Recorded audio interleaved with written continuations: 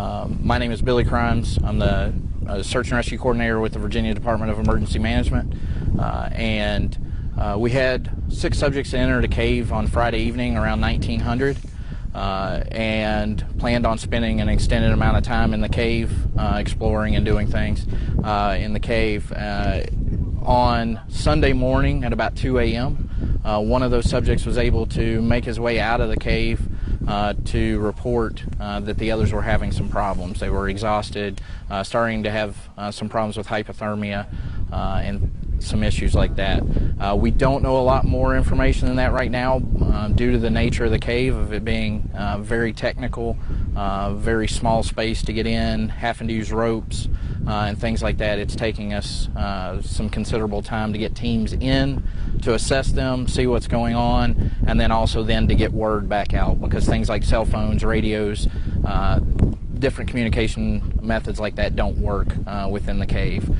So it's going to take some time to get good information back, and then at that point we'll know more about what we face as far as getting them out of the cave and what additional resources we need.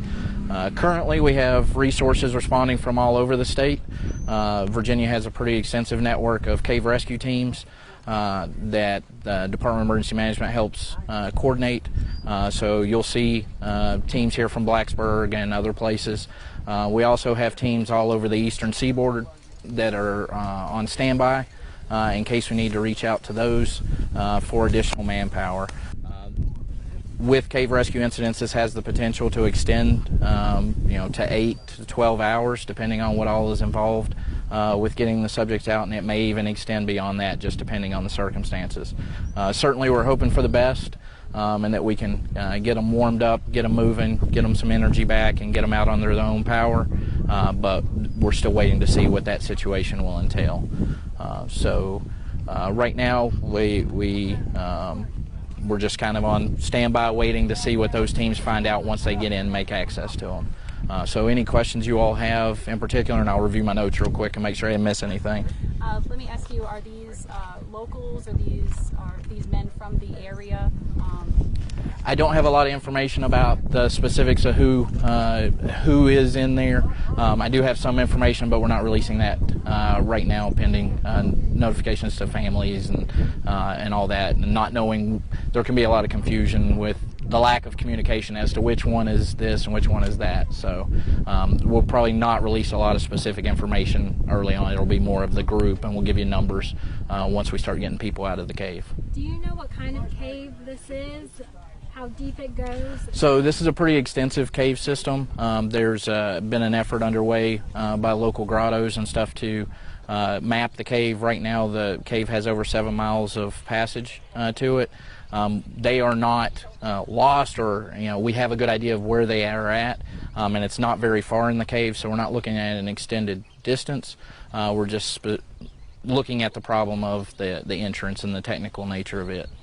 Can you elaborate on the technical nature? What are some of the equipment that you guys are using to get down to them?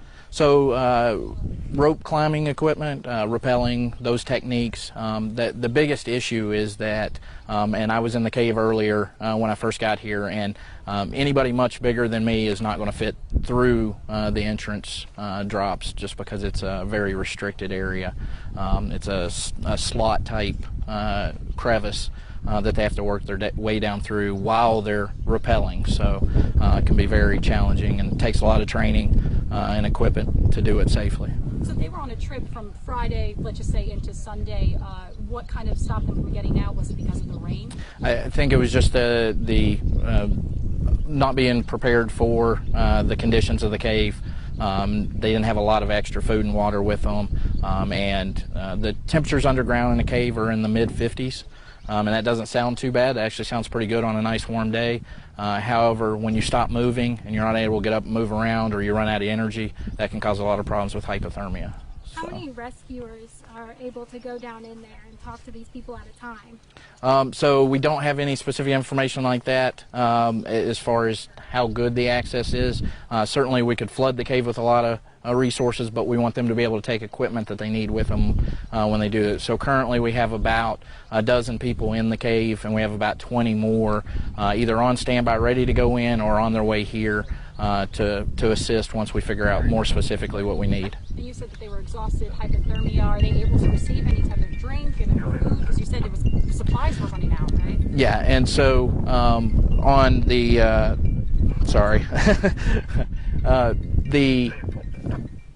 the initial crews from the locality were able to get in and were able to make voice contact with them and get them some water and some blankets and stuff like that. So hopefully that helped. They weren't able to make direct contact with them, but hopefully this first crew going in, we have medical personnel, we have blankets, we have food and stuff for them to try to get them warmed up and re-energized. So you mentioned this is going to take anywhere between 8 to 12 hours or even more? It could be more. As a rule of thumb, we typically say if it takes us an hour to get to the patient, if we have to carry them or if we have to assist them out, it can take 6 to 8 hours or 6 to 8 times that to get them back out. So if it was an hour to get into them, which is about the case here, hour to an hour and a half, then it typically is 6 to 8. The unknown that we have is there's 5 people and we don't know the condition of each of those. If we have to carry every one of them out because they're not able to do so under their own power, it would certainly take a long time to do that and a lot of resources. What crews are on the scene right now? Too many to list, but you have local resources here from Russell County, from Fire and Rescue and Sheriff's Office that are here in their search and rescue component, and then also the cave rescue teams from all over the state, including, like I said earlier, Blacksburg and some of the others. And you mentioned this in the beginning of the press conference. If people are on standby in case something happens, what is going to be that we have to call more? It'll be the additional information about how many can get out on their own by warming them and rehydrating them, and how many that we actually have to carry out or assist getting them out. More so than just them walking out under their own power. So as far as contact, you've made contact with them, but we haven't made contact. They should be making contact anytime, but it'll be a delay getting that information back out simply because of the nature of not being able to communicate directly with them.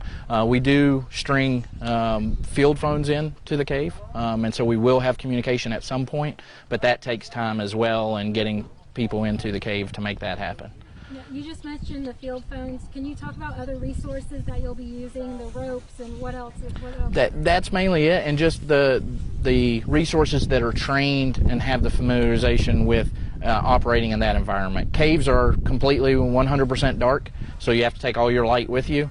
You're certainly susceptible to somebody who wants to get a hold of me really well.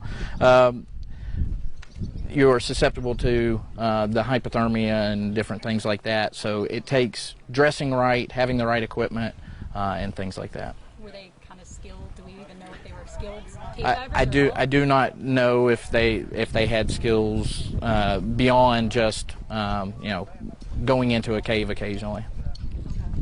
And so the teams are just kind of going in and out of this one. Yeah, so they're supporting the teams that are in there. They're taking equipment to them, doing additional rigging with ropes and things like that to make access. And the family was notified, right? As far as I know, yes. The Sheriff's Office is handling that to the best of my knowledge, and so they're busy doing a lot of other pieces of the incident right now.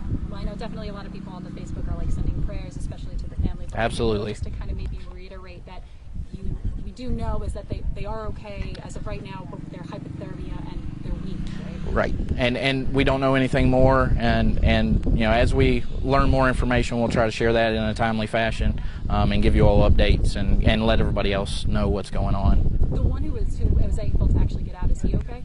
Yes, he was able to give us a lot of really valuable information about the specifics of each individual and how they were doing, and stuff that was very helpful to us preparing to go in and help them. So he wasn't taken to a hospital or anything? Not to my knowledge. Is there anything else that you would like to add? Not right at this moment. Again, we'll try to schedule something as soon as we have some more information and keep you all updated. Perfect. Thank you so much. Not a problem. Sorry, my phone kept ringing. It's an update. It's 2 mild hypothermia.